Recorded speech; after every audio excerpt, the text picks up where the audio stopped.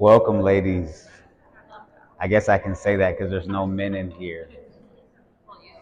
Well, me, but I'm not talking to me. Thanks so much for being here, everybody. My name's Casey. How much do we know about astrology? Just want to gauge your awareness before I start giving you information. So, a little bit, nothing, none to just a little bit. Okay, so I just wanted to start by just giving you some insight in regards to astrology. Astrology is not like fortune telling or anything like that, where you sit down and you're like, tell me about myself. It's more so understanding the influence the planets have on our life experiences. They affect us all in similar ways, but they affect us all very differently. And the way that I read astrology is based off of a traditional Hellenistic standpoint.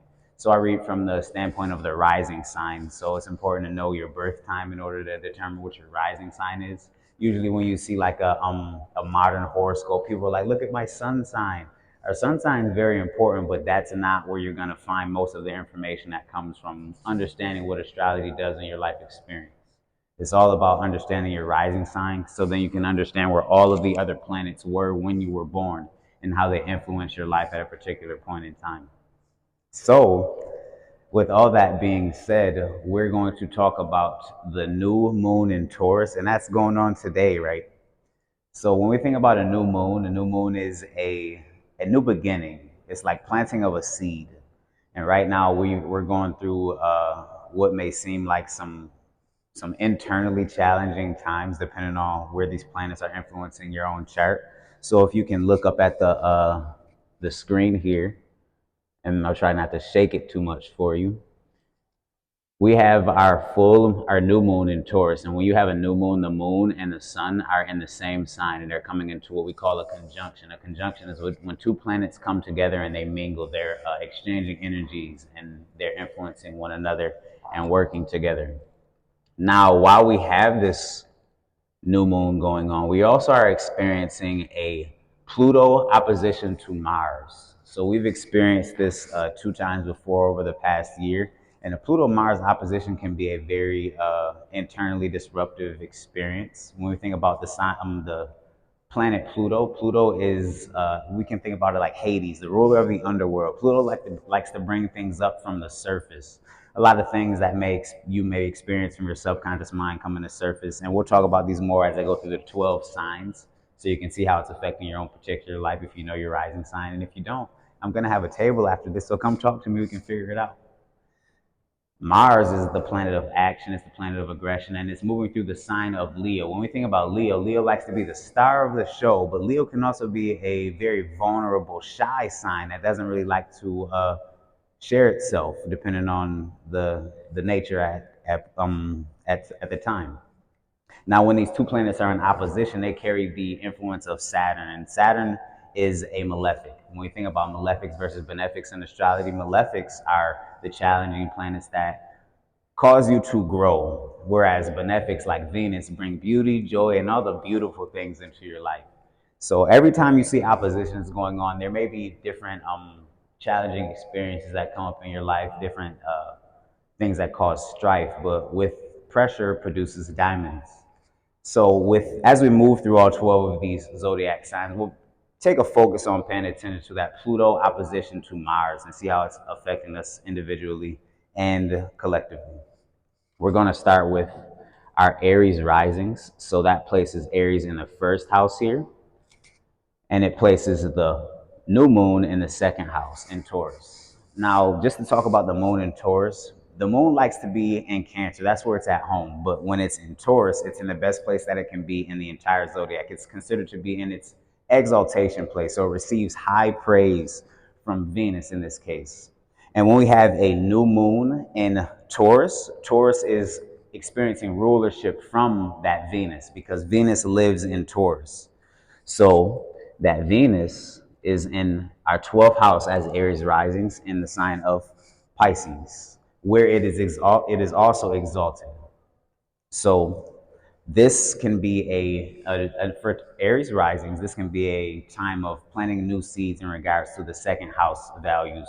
So our second house is correlated with our ideals, Our values can be correlated with our financial assets as well as our skills, talents, and abilities. So if you're in Aries rising, you might be taking the opportunity to notice what you've cultivated at this point in time in your life experience, the skills that you have, and how you're learning to ground them in a practical way of expression. And with that Venus in the 12th house here in Pisces, ruling the second house, it can show that a lot of these things may be coming up from your internal world because the 12th house is correlated with your subconscious mind. And just to incorporate this Pluto Mars opposition, because it's exacting today, or it exacted yesterday, we're still feeling these energies until Tuesday. When we have Mars in the 5th house, is correlated with our creativity, how we choose to express ourselves and share ourselves with the people around us. The 11th house is correlated with our community and our good fortune. So when we have Saturn, which rules that Pluto right now, in a conjunction with our Venus from the 12th house, a lot of things can be coming up in regards to how we're connecting with community and how we're choosing to share our skills, talents, and abilities in order to gain financially and be a supportive influence on the people around us. And this is for our Aries risings here. We're going to move forward one sign so we can go ahead and look at Taurus. So as a Taurus rising, this moves that new moon into the 1st house. And when you think about the 1st house, is correlated with our identity, our body, our expression in the world. And a new moon is a new beginning. So it can be like a reinvention, a rejuvenation of how you choose to share yourself in a very grounded, practical manner. When we think about Taurus, it is the fixed earth yin sign of the zodiac. So it likes to find ease and comfort and relaxation in the things that it does. And in this case, it's going to be the way that you choose to express yourself. When you think about this new moon being ruled by Venus. Venus is in the 11th house of community. So this is wrapped around how you're sharing yourself with your community and what grounded practical steps you're going to be taking in regards to your career and your 4th house, right? So 10th house is correlated with our career, how the world sees us, the things that we're seen for. And our 4th house is correlated with our home, our family, our foundation. And when we have an opposition between Pluto and Mars in this case, it's kind of like a tug of war. How we're sharing ourselves at home can be influencing how we're able to share ourselves in career. So it's like, how can I take the opportunity to share accordingly and be present in both of these places? So it's all about bringing a reinvention to the self and then grounding yourself in a practical like manner in order to be a support to all those around you. For our Taurus risings, we'll move that forward into Gemini rising.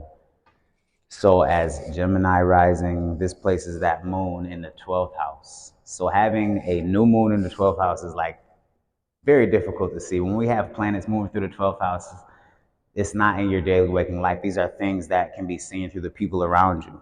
And in this case, when we have Taurus being ruled by that Venus in the 10th house, this is going to be focusing on our career and our public role. So how we're showing up in career is going to be important for us to see ourselves. And when we operate with that opposition between Pluto and Mars from the 3rd house and 9th house. The 3rd house is going to be correlated with our day-to-day experiences, the people that we're cooperating with, especially the people we see on a daily basis, and the things that we've learned and we want to share. When we think about the 9th house, where Pluto is going to be correlated with our higher initiatives, the things that we've learned, whether it's correlated with like your religious affiliations or the college that you went to, the things that you innately go towards in order to learn and share with the people around you. These are things that are trickling over to your career and public role and bringing to light how you're actually being seen by the people around you. So this is just the beginning as a seed plants, and we'll be experiencing these things in the next 2 weeks when we experience the full moon in Scorpio, and it'll be for Gemini risings in the 6th house of service. So if you are a Gemini rising, just take a moment to go inward and see what's coming up for you. We'll move forward and we'll experience Cancers. As a Cancer rising, this places the new moon in Taurus in the 11th house. So Cancers are ruled by the moon, like I said earlier. And having the moon in a place of exaltation is the best place in the zodiac for the moon. So this 11th house of community and good fortune is going to be opening the door for a brand new community coming for Cancer risings to be very beneficial. But we still have that opposition between Mars and Pluto. So Mars in the second house of our skills, talents, and abilities, as well as our financial gains or our financial standpoint, is in opposition with that Pluto in our eighth house. And when we talk about the eighth house, it can be seen as the house of karma or the esteem of others. Usually, it's the how our one-on-one relationships see us in this case. So having a new community coming in can transform your ability to gain finances, your ability to share yourself with people one on one, and basically open a door for you to share yourself in a more authentic way, because that moon in Taurus is a very beautiful, grounded expression of itself. And this is for Cancer risings. We'll move the chart forward and we'll experience our Leo risings. So as a Leo rising, this places the new moon in the 10th house. And the 10th house, like I said before, is our career and our public role. If you don't work anymore, you're retired. It's just how you're seen in the world. What are the things that you do that you're seen for? We, as a Leo rising, places that sun in the 10th house as well. And Leo is ruled by the sun. So having the sun and moon in the 10th house is like a new beginning in regards to your career, how you're seen. What are you doing in the world to be seen in a different way? And having that Mars in the first house in opposition with the Pluto through the seventh is going to show you that a lot of things, or these things that you're going to be learning about yourself, are going to come up in the relationships, the one-on-one relationships that you're in. And it's usually correlated with your intimate relationships. Usually these are our greatest mirrors. It can also be correlated to the relationship with your boss or financial or business partners, being that the seventh house is correlated with our intimate relationships as well as our business relationships. So as a Leo rising, take a moment to see yourself through the eyes of your partners.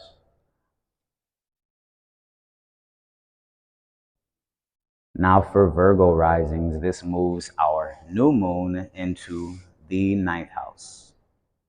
Ninth house is our higher initiatives. It is our higher learnings. It can also be correlated with astrology. But this new moon is a new beginning in this area of life. It can also be correlated with long distance travel. Maybe you're deciding that you want to move away and go live somewhere else as a Virgo rising. But when we incorporate the awareness of Venus, which is in rulership over this ninth house, Venus is in the seventh house. And the seventh house is correlated with our one-on-one relationships. Maybe you've gotten into a relationship that calls for you to move to a different place and uproot and find yourself in an entirely different life experience. When we think about having that opposition between Mars and Pluto across the 12th house, 6th house axis, it can be a daily consistent effort that you have to take on in order to see this change come into fruition. Because when we have Pluto in the 6th house is correlated with the health of our physical body. It can also be correlated with the idea of chopping wood and carrying water. It's the daily consistent work that we do in order to see change and transformation. And having that Pluto moving through this house of Aquarius is going to bring to light all of the different things that we didn't necessarily see about how we need to be of service to the people that are around us, especially with our one-on-one relationships, because that Saturn is in rulership of the Pluto, and and that Saturn is in a conjunction with Venus, which rules our new moon. It can be a mouthful, but it's very interesting to understand how all these things play together and kind of tell you what's going on. So if you're a Virgo rising, just notice how your relationships are opening the doors for you to possibly go somewhere new.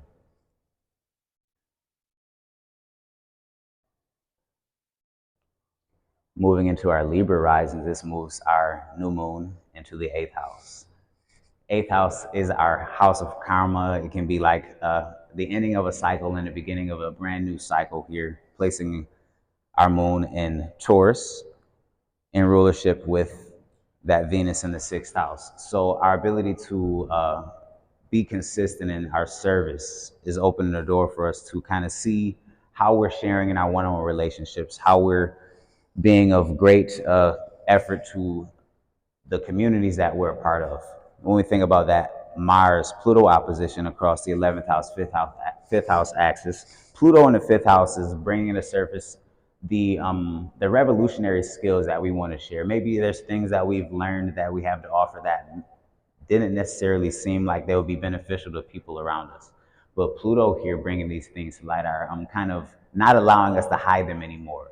When we think about Aquarius in the fifth house, Aquarius is a revolutionary. It's like it goes against the status quo. So the fifth house of creativity is just giving you the opportunity to begin to kind of share these things that may seem kind of taboo or not the usual norm to your community, and having that Mars in in Leo really opens the door for you to choose vulnerability, choose the opportunity to share yourself and see who resonates, see who is able to gain from the things that you have to share as a Libra rising.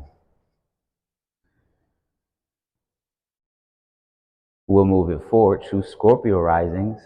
If you're a Scorpio rising, welcome, fellow Scorpio rising. Happy to have you here. This moves our new moon into the seventh house, and seventh house is correlated with our one-on-one relationships, our intimate partnerships. But it can also be seen as our mirrors, how we see ourselves through the eyes of the other people around us. And taking the opportunity to focus on the opposition between Mars and Pluto, because that Mars rules over Scorpio risings here. So it's very important to know what Mars is doing if you're Scorpio rising. And Mars moving through the 10th house of career and public role gives the opportunity for a Scorpio rising to be vulnerable in front of people and share themselves, to in turn be able to see themselves from the eyes of the people around them. With that, Pluto in opposition from the fourth house is bringing to light the that tug of war, kind of like the same thing that Taurus is going through. That tug of war between home and family, as well as career. Like, how are you able to share yourself equally and authentically in all of these places to be seen accordingly for who you wish to be? And it all comes from ultimately listening to what the people around you have to say, so that way you can share yourself in a way that's beneficial to you and to the people around you. For Scorpio risings, let's check out Sagittarius next. If you're a Sagittarius rising, it moves your new moon into the sixth house. The sixth house, once again, is the house of chopping wood and carrying waters, that daily consistent effort towards a goal that you wish to achieve. But it is also the house of service. So how are you choosing to be of service in a particular practical manner that's going to be beneficial to you and the people that you choose to serve? With that Venus moving through our fourth house of home, family, and foundation, this can be correlated to being of service to your family in a new way. The fourth house in traditional astrology is also correlated with our father. So you might have to take care of your dad now, something along these lines. And it's just giving you the opportunity to learn that with these efforts that you choose to share with people, there's going to be reward that comes in the long run. When we incorporate the opposition between Mars and Pluto, because this is, and the reason I'm talking about it is because it's a very potent opposition that allows you to see what direction is coming up for you, and it's like very difficult to miss depending on what your zodiac sign is, your rising sign. So having that Mars in the ninth house can show that there may be opportunity for you to move somewhere, and having that Pluto in the third house is your day-to-day experiences. So all these things may be coming to a head in order to call for you to change your daily experiences, to move to a different place, possibly moving somewhere to be of service, to take care of your family in a different way. So this is for Sagittarius risings. That's very interesting. That bringing some information to my mind about my father, who's a Sagittarius rising. If you happen to be a Capricorn rising, this moves that new moon into the fifth house of creativity. The fifth house can also be correlated with your children as well. It's also the house of entertainment, things that you like to do for entertainment, or if you are one who is an entertainer, like if you're an actor or things along these lines. This is a new beginning in this house, and the ruler of the house is Venus in its exaltation place of Pisces, moving through the third house. So your day-to-day experiences are changing. You're opening the doors to be of a creative type now. If you weren't doing this before, your life is like taking a turn in order for these things to enter your day consistently. And having that Pluto opposite Mars here is opening the door for you to receive financially in this way as well. So if you're a Capricorn rising, cool. And when we think about Capricorn risings are very much so practical signs who like to make sure their security is intact, and not necessarily what you think of as the creative type. But this is opening the doors for necessity of creativity to come into life and kind of blossom the Capricorn rising into a new sense of happiness. So we'll move us forward and we'll experience our Aquarius risings now.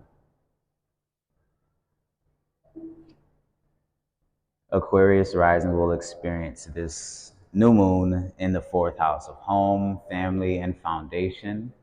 And when we think about the new moon here, a planting of new seeds, it can be starting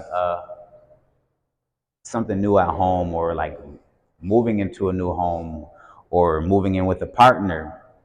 There's so many different things that can be built anew here in this case.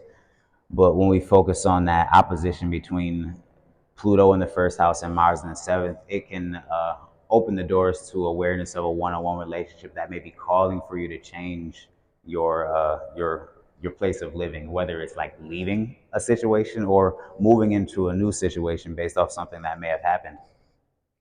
With that new moon being ruled by Pisces, that Venus in Pisces in the second house, it can kind of speak to the necessity of moving in with somebody in order to bring ground down into practical reality the ideas of finances, in order to make sure that as time goes on, your finances go up instead of going down. So this new moon for Aquarius is like the planting of a seed to possibly experience a partner in a different way, whether it be leaving them, separating from them, or moving in with them and connecting deeper. Now here is our final sign, our Pisces risings.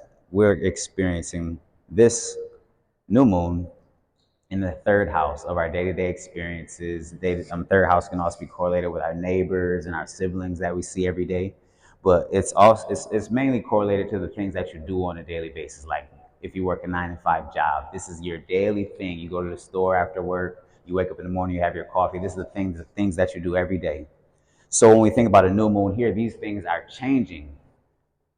And when we incorporate the opposition between Mars and Pluto in this case from across the 6th house and the 12th house, it is how you're going to be of service in a new way in your daily basis. And having that Pluto in the 12th house is going to bring a lot of things up the surface for yourself. When we think about the ruler of this new moon in Taurus, Venus in your first house in conjunction with Saturn, which rules that Pluto, these things are grounding in a practical application, your own identity, your ability to express and share yourself in a daily way. So that way you can begin to be of service to the people around you in a more authentic way, versus doing the things that you think you need to do because they seem right. Pluto is opening the doors to help you to be your authentic self, regardless of what other people think or feel about you. So if you're a Pisces rising, enjoy being yourself. That brings us to the end of our 12 zodiac signs. So I don't know how much time I have left. I haven't seen a clock, so hopefully we haven't gone over. We haven't. Okay, perfect.